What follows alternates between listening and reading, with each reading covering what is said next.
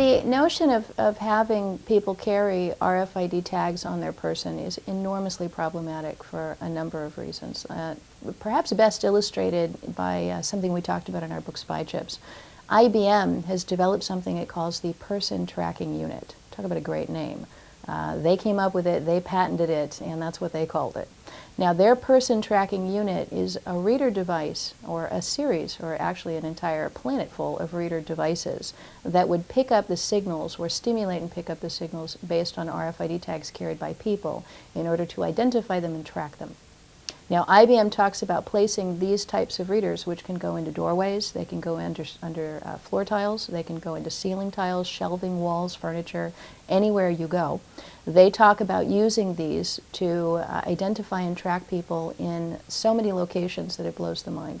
They talk about doing this in theaters, in sports arenas, in shopping malls, in theaters, in libraries, in elevators, and even public restrooms. So that literally everywhere you go into the public restroom, there could be a reader device behind the tile of the stall that would be monitoring and tracking you if, and here's the if they can find a way to get you to carry an RFID tag. So and IBM, by the way, which patented that, just won the contract to do the national ID cards for England.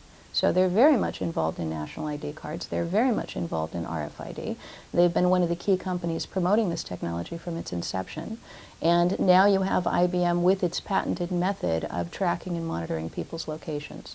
Now, in doing our research for Spy Chips, my co-author, Liz McIntyre, and I reviewed about 30,000 different documents. We went through white papers, we went through schematics, technical documents, confidential documents, promotional documents, you name it. And what emerged from that huge sifting process of looking through all of the future plans that the major corporations and governments of the world have for RFID is they very much intend a world in which your every move is tracked. Now, their big frustration, and one of the things we found over and over, was sort of a hand-wringing of how do we get people to carry these devices.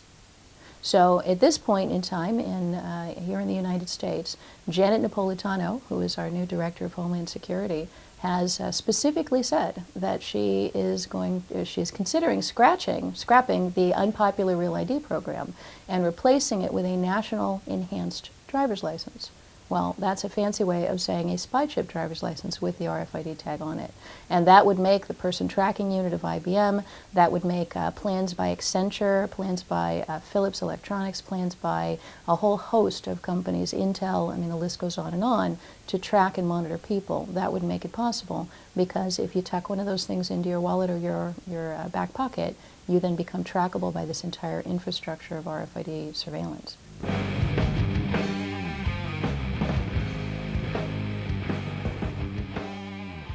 Well, that's the argument, of course, that Homeland Security and the Departments of Motor Vehicles are making about these enhanced driver's licenses. But the reality is that once they have that unique ID number and it's associated with you, it becomes your number essentially for life. So these RFID tags are poised to become the Social Security numbers of the 21st century, where every place you go, if I can pick up that number, then I can identify you. So probably the best way to understand it is to think about Facebook. Most people, if not, many people, if not most people on the internet today have a Facebook account. And on that Facebook page, there's a whole host of information. You've got photographs, you've got a list of your friends, you've got information about what you do and where you've been and what you've done, anything that you post on there.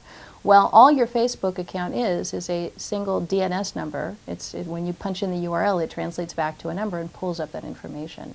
Well, what the RFID industry envisions in this Internet of Things is every physical object on Earth, including every person, to have their own equivalent of a Facebook page.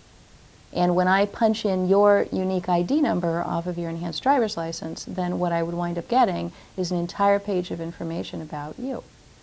When I punch in the number from your shoe, I get information. Where's it been seen? Was it seen walking through the doorway of the Atlanta courthouse, and then it was seen walking through the doorway of the local mall, and then it was seen walking through the doorway of perhaps a protest rally of some sort. So all of that information would be logged into a database entry, and that's why they refer to this Internet of Things, where literally every physical object will have this entire record. So in the case of a pair of shoes, it might say where it was made, what sort of labor went into it, what materials it was made out of, what shipping facility it was sent to, which crate it came over on from China, what store it was sold at. But where it really gets disturbing is then it goes on. Who bought it? What credit card number was used? What date was it purchased? Where else has it been seen? And so you can see over time, these unique ID numbers actually become associated with some pretty intimate information.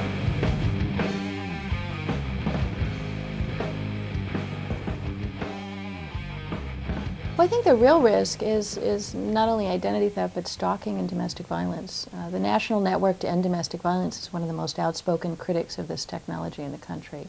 They've submitted testimony to legislators around the country against RFID because what it makes possible is a network where someone could be tracked. So because your enhanced driver's license, and of course you'll never get one, Stephen, so I'm saying this hypothetically, but because an enhanced driver's license contains a unique ID number and no other data, there is a claim by the government and the folks issuing these things, Department of Homeland Security and the states, that there's nothing whatsoever to worry about.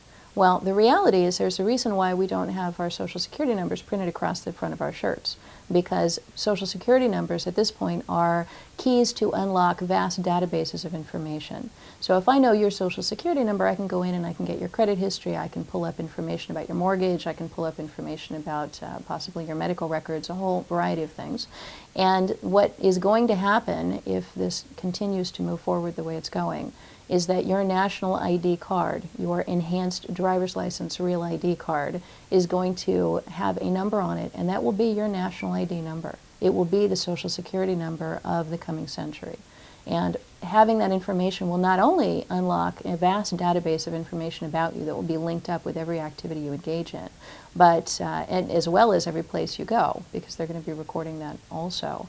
But in addition to that, it will enable anyone who can get a hold of that information to track you from that point forward. In other words, sitting next to you right now, we're about, probably 5-6 feet away. If I had an RFID reader, first of all, you wouldn't know it. It would be relatively small. I could put it in my purse. And I could be aiming that at you right now. I would get back a unique string of numbers that would follow a particular pattern, so I would know it was your enhanced driver's license number. And from that point forward, anytime I want to identify Stephen Vasquez, all I have to do is use that number. So that becomes sort of a data cloud that follows you everywhere you go.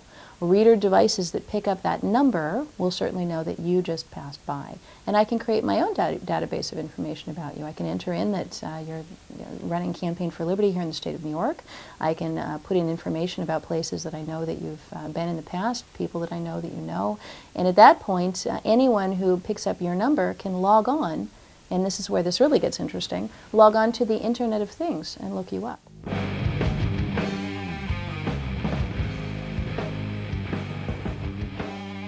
Well, that's one of the real problems with the enhanced driver's license is of all of the RFID standards that they could have chosen, the Department of Homeland Security chose the least secure, longest range RFID chip on the market.